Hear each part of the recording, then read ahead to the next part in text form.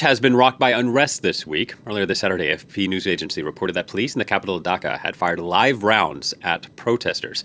There's growing international concern over the bloody crackdown by police and the army. Unrest was sparked by student-led protests against government job quotas. That anger has since snowballed into a wider movement, and the security response, too, has been significantly ramped up. Let's speak to our regional correspondent, Navedita Kumari, standing by. Hello to you, Navedita. What's the latest information you have this Saturday?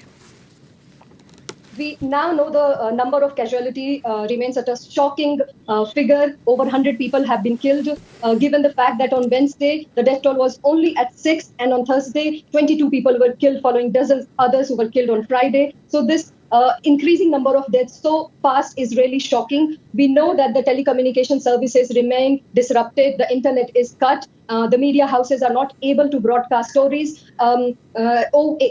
Amongst the injured, there are also journalists, and one journalist was also killed. Over 25,000 people have been injured in this violent protest.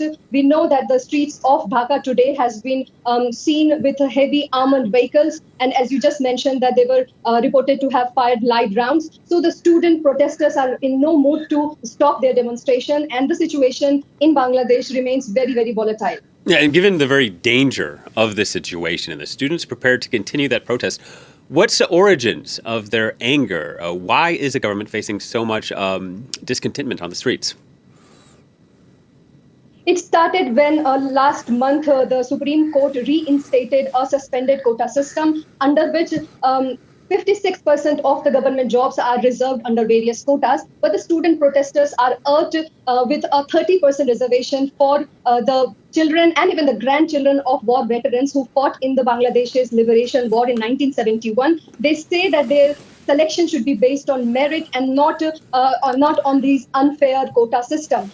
This quota system was suspended in 2018 after the student protest then. So they are really enraged by the current government's reinstatement of this quota system. They are saying that they are facing huge challenges because of growing inflation, and there are various economic challenges the country is facing, including its debt obligation and increasing unemployment. So the present protest is coming from a combination of various socio-economic and political factors, and it has been building up for quite some time. People are not very happy with the fourth term of the Prime Minister Sheikh Hasina, and many are calling her an authoritarian leader. So that's why this whole protest has been building up, and they are really angry at the government and the way they are handling this protest. Indeed, it sounds like a perfect storm. Navedita, thank you very much. Navedita Kumari reporting.